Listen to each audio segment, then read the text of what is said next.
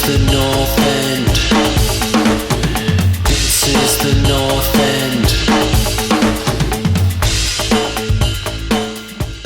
Hi everyone, welcome back to the North End YouTube channel. This is Dave, and this is 5 things we learned about Manchester United's home opening loss 2-1 to Brighton. First game of the season at home. Coming in at number 1, the starting 11. Like many United fans, I watched all of preseason, very excited about the new manager, and I still am. I think I bought into the hype. I saw a new style, but more than anything, I thought, okay, we've got a new manager. I'm a United fan. I watched all of last season, and there's players in that starting 11 that played most of last season that aren't good enough. So my assumption was Erik Ten Hag would come in and he would see that. And then the game starts today, and there was a lot of youngsters in preseason that played very well. Who do we have in midfield? Mufc, who's starting in defense. Harry Maguire. I know there's a lot going on with Cristiano Ronaldo off the field, but with Anthony Martial being injured, I thought we would have seen Ronaldo in the starting lineup. I don't necessarily have a problem with him not being in there, but I just think the way they set up with the starting 11 really didn't help at all. And I think it threw us off quite a bit. Number 2, the press. What press? When Erik Ten Hag got here, he said, I want us to be a pressing machine. And we saw that in preseason. I couldn't believe how much the players pressed. There was very little to no press today. And this is what I didn't understand. And I have to assume the manager is mystified by this as well, because I can't assume what happened in today's match was what he wanted. I really can't. But we didn't press at all. In fact, after about the first 5 minutes of the game, we just let Brighton take control of the game altogether. Now, this was a game of 2 halves. After going down 2-0 at halftime, we woke up and started to take control of the game a little bit through possession. We still didn't press. So I imagine that's going to be a major thing of focus this week during training, because the effort level was not there. What we saw today was what we saw all of last season. A bunch of players not putting in a shift, not putting in the effort that this manager expects and previous managers expected. It wasn't good enough. And I think Erik Ten Hag says he doesn't do the hairdryer, but I absolutely think there's going to be some choice words for the players with regards to the effort and the lack of press altogether. This is not what he wants from a football team. Number 3, and this is probably the one I'm going to spend the most time on. There's a large group of players at Manchester United that aren't good enough to play for Manchester United. And this is, even if they did everything the manager asked of them, they're just not good enough for the caliber of player that Manchester United aspire to have if they want to compete again and they want to get back in the top 4, build something towards a title maybe 2 or 3 seasons from now. And I'm going to go into a few of them. It's the same names. Scott McTominay, I had hopes for Scott. I don't think Scott's good enough to make the bench for this team. Scott was the worst player on the field today by a mile. He just looked like he didn't know what he was doing. Fred, and it's hard with Fred because I think Fred's heart is in it. Fred wants to be that player. He's not good enough. He's too slow. He doesn't read the field. He can't tackle. He's all over the place. He's a chicken with his head cut off. It's a problem. Harry Maguire. And I know the whole thing about Harry Maguire is, everyone's hard on Harry. Harry's not good enough to play for this team. He's too slow. He doesn't scan or read the field. I know people are blaming Martinez, and even his comments are saying after the game, this is classic Harry Maguire. We haven't played together, so we got our wires crossed. You're out of position again, and you're always looking around. He's not good enough. I thought Martinez had a good game. Diego Dalot and the wing-backs in general. I'll throw Luke Shaw in there. Nowhere near it. I really want to see Malacia start next week.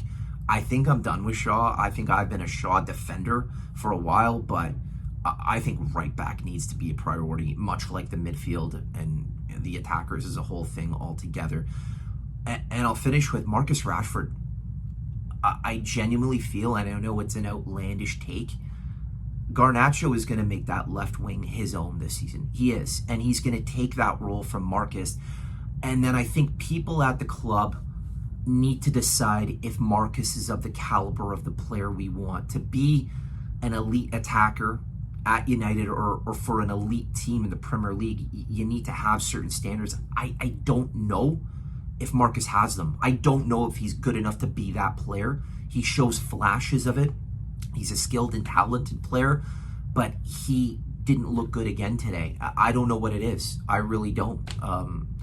Bruno, we know what he can be. He had an off game. Sancho didn't get the ball, but like outside of Eriksen, who I thought Martinez was okay, who played well. De Gea didn't have a good game, but you can't buy a new starting 11. But there's a lot of these players that started today that if they start next week against Brentford, I will very quickly start to look at Ten Hag and be like, dude, are you watching what we're watching? Did you not study this team, watch some game footage from last year before you got here? We all know what's up. We know who's not good enough. Now, again, that's a whole other thing with the club supporting him in the window and there's time left. So that's maybe the only caveat is that there's a couple of weeks left in the window. Let's go get some players. It's not going to be perfect. We know this season's going to be a transitional season, but I'd much rather see James Gardner and Zidane Iqbal in the starting 11 than Scott McTominay and Fred. And if the Ethan Laird loan to Watford hasn't happened yet, which I thought it did, apparently it happened. It hasn't happened. Get him in there because these guys aren't good enough. These youngsters we have, they've got skill and talent to listen to the manager. Get them in or go buy some players. Number 4, substitutions way too late. Like, if you watched the first half, which was diabolical, I thought this was the opportunity for Erik Ten Hag to send a message and say, that was horrific. Here's 3 subs right off the bat. Not one.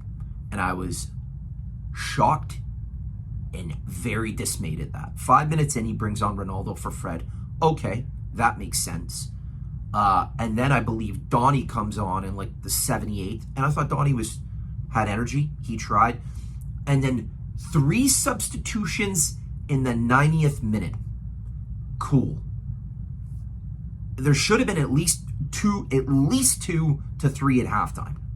And there should have been 5 made by about the 80th minute mark. Like, there was so many players out there that were just, they didn't show up. So that was frustrating to watch. And again, it's the first game of the season. And I think I can only assume that the manager is giving these guys a fresh slate and giving them, for, lack of a better term, enough rope to hang themselves. I hope that's the case.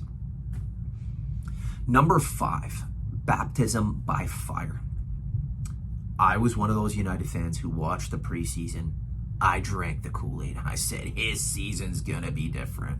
Top 4, here we go. Are you kidding me? We're the same team we were last year. And if that performance today wasn't enough of an eye-opener for Erik Ten Hag to know who he's got in his squad and what he's working with, and either go to the market and get some players or give the youth a chance, because there's probably 4 to 5 guys in that lineup today that should be nowhere near the starting 11 when we face Brentford next week. They truly shouldn't. The game was difficult to watch as a fan, but my curiosity level for who he picks next week is sky high, because it's time to get bold, and it's time to make some bold changes with this squad, because we cannot keep going with this group. Top 4, I'd be worried about top 10 with this group, and that's without the Ronaldo saga and everything else going on. So very disappointing week 1, but if there is a silver lining, it could be that he knows what he's working with. He knows what he's got. I think he made a comment post-game, he being the manager, Erik Ten Hag, saying, no, I'm aware. He goes, it's a hell of a job. So I'm very happy with the appointment of Ten Hag. I do think he does know, but I think he's going about this season in a way to say, hey, we're working hard in preseason. Everyone's put in a shift. Preseason's over. The season has started. This is what you've got. And it's time to work with what you got, bring in some new players, and shake it up a little bit. But we'll see. What do you guys think? Let me know. Please comment below. We want to hear from you. I have to say it. Please like and subscribe. Got to be that guy. Week 1, not great. Same old. But it is only week 1, so we will see what happens. But if you did watch the video, thanks again for watching.